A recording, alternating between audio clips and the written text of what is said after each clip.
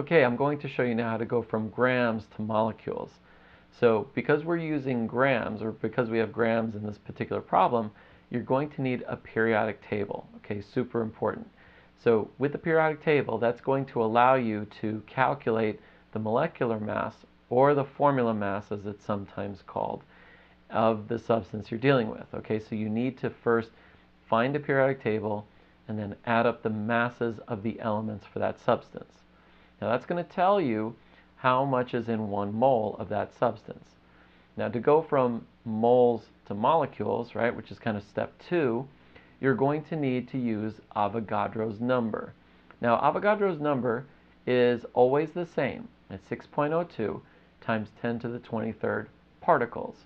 And in this case, the particle that we're dealing with is a molecule. All right? Particles can be other things too, but in this video I'm showing you a particle called molecule. So 6.02 times 10 to the 23rd molecules. All right?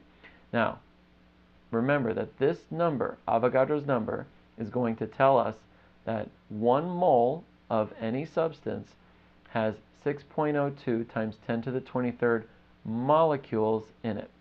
All right? So if I have, whatever substance that you're dealing with in these kinds of problems, that Avogadro's number tells you how much is in 1 mole of that substance. Now this may sound like a little weird because I'm not really showing you very much on how to solve the problem. So let's get into the video, watch the video on how I actually solve a problem using this information, and then at the end it'll probably make more sense.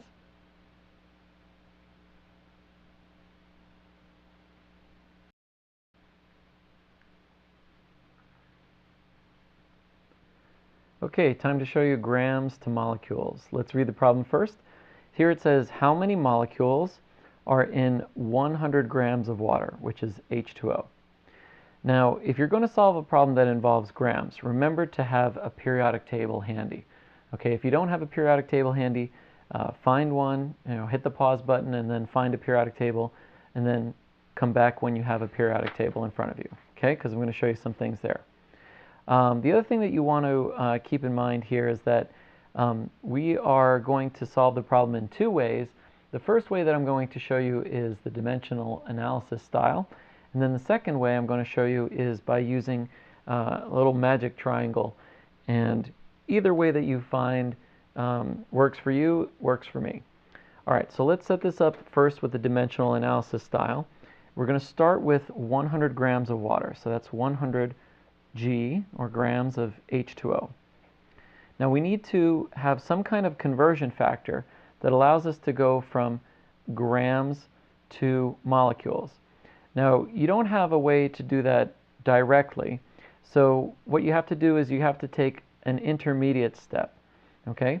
So what we're going to do this in the dimensional analysis style is we're going to first start with grams. But then what we're going to do is we're going to take an intermediate step and we're going to visit the moles. Then once we get there, then what we're going to do is we'll get to the molecules. All right, so we're going to need 1, 2 conversion factors in order to get to the molecules. All right, think of this mole as like a central pit stop where you can convert between grams and molecules. That mole is very important. And one other little side note, mole is different than molecule, as you will see. Okay, so how many grams are there in a mole? Well, it depends on the substance, because here we're dealing with water. So we need to find out its formula by using the periodic table. So here's hydrogen. Hydrogen has a mass of 1.01, and since it's H2, we have to write that twice. Now the mass of oxygen is 16. Okay, it's way over here on this side of the periodic table. And so we have to add one of those into the mix. So let's put 16 here. And our grand total is 18.02 grams per mole. So that tells us that for every 1 mole of water, H2O, we've got 18.02 grams of water. Now this is a good step forward. The grams cancel, but we're left with moles of water, not molecules. Okay, we're not there yet. We need one more conversion factor to get there. And the important trivia that you need to know is that 1 mole of anything, 1 mole, is equal to 6.02 times 10 to the 23rd of whatever it is you're talking about. And in this case, we're talking about molecules. So I'm going to write 1 mole of H2O here because I want to get the moles to cancel. And then I'm going to write 6.02 times 10 to the 23rd molecules of water on top. Okay? So that's how I'm going to leapfrog from moles to molecules. So now, how do we figure this out on the calculator? Well, you're going to multiply the tops, and then you're going to divide the bottom numbers. So you start with 100, and then you're going to multiply by 1, and then you're going to multiply by 6.02 times 10 to the 23rd. So you can type in 6.02, and what I do, and what I recommend you do, is use this second function EE key to represent the times 10 part of this number. Then you type in 23 because this is raised to the 23rd power. And that's something that the calculator understands. Then you're going to divide the bottom numbers. So you divide by 18.02, and you can divide by 1 if you want, but we all know that dividing by 1 doesn't really change anything. So this becomes our final answer. Okay, now I don't have any space here, so I'm going to just write my answer in down here. And this is how many molecules of water there are. Oops. Now, I made one little boo-boo in here, and that is if you take a look at my number, there's actually some scientific notation tacked on the end of it. So let's get rid of this and let's write the right answer, which is 3.34 times 10 to the 24. You see, the calculator is going to speak back to you. So if you see this E24 here at the end, you need to actually check and see if it's there. But if it is there, then you need to make sure that you put that on the end of your answer and you translate this back.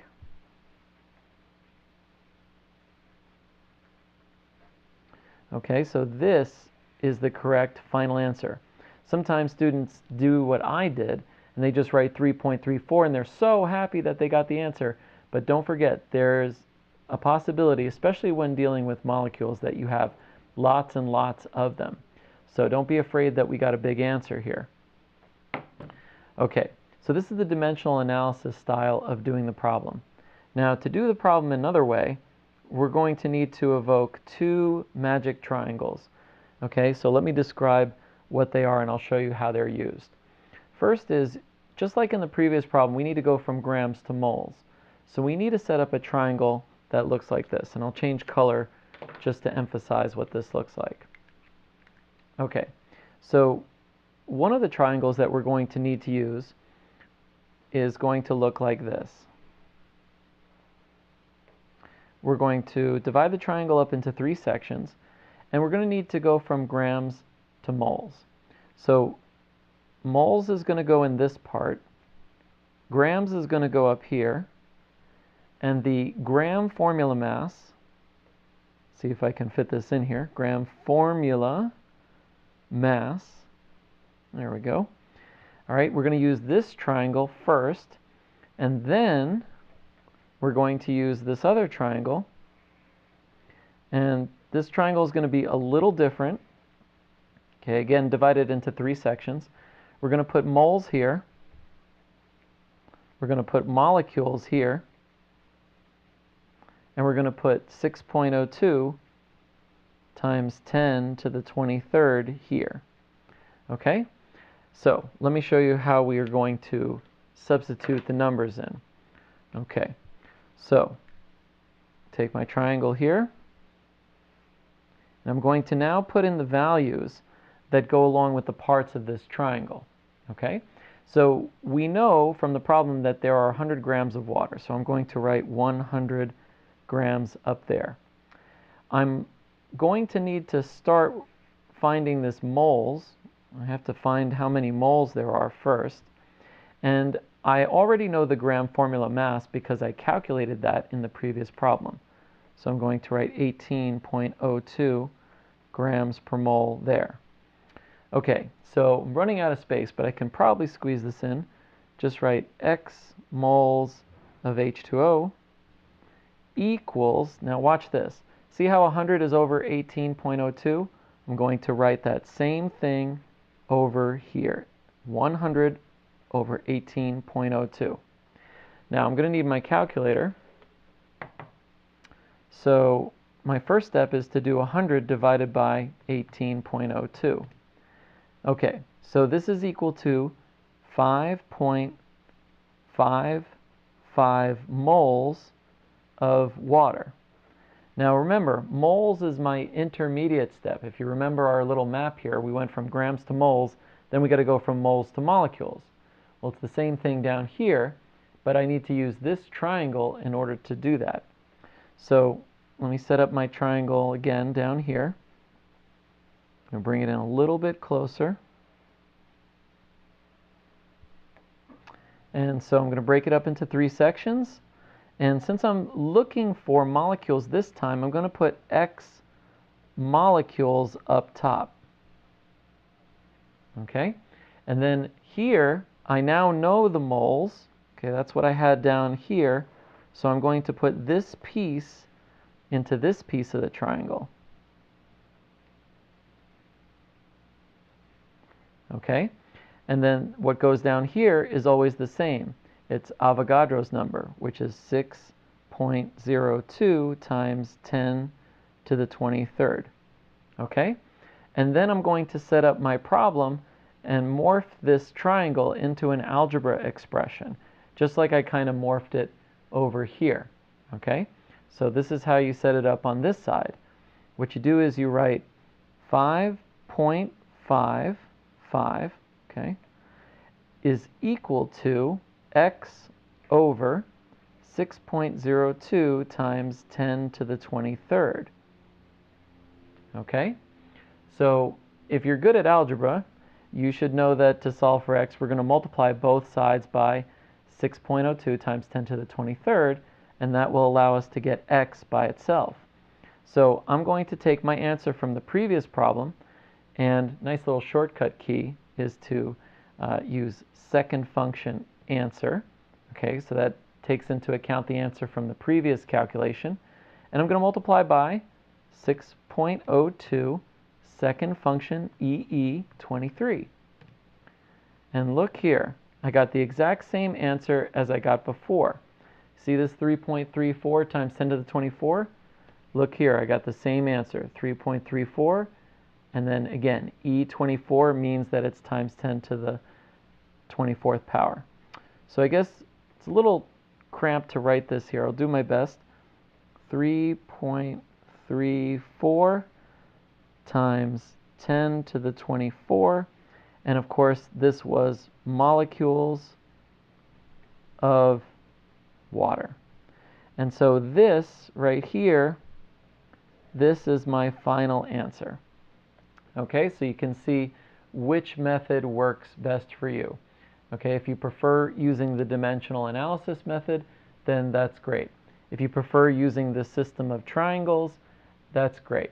So just do whatever works best for you and make sure that you're consistently getting the correct answer.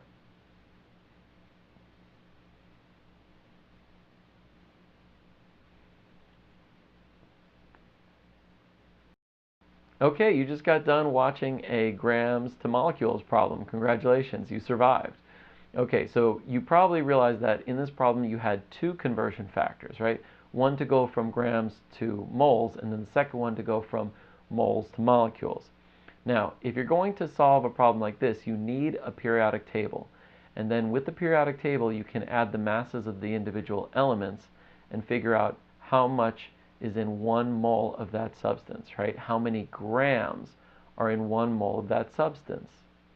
Now, from there, you can create a conversion factor and then use that conversion factor to go from grams to moles. After that, you need Avogadro's number, because Avogadro's number tells you that 1 mole of any substance is 6.02 times 10 to the 23rd. So if I have a mole of water molecules, for example, that tells me I have 6.02 times 10 to the 23rd water molecules. Like counting them individually, that'd be a lot. All right, so that's the basis for bringing in Avogadro's number. It can be used for molecules, it can be used for atoms, and it can be used for ions. It can be used for all types of particles like that. But in this video, we showed you molecules, so the 6.02 times 10 to the 23rd refers to how many molecules are in 1 mole of that substance. All right, so if you need more practice, download the worksheet, see if you can solve the problem the way that I did, and then reinforce by practicing other problems that are similar, okay, and check your answers to make sure that you're getting them right. Okay, that's all I have for now. I'll see you next time.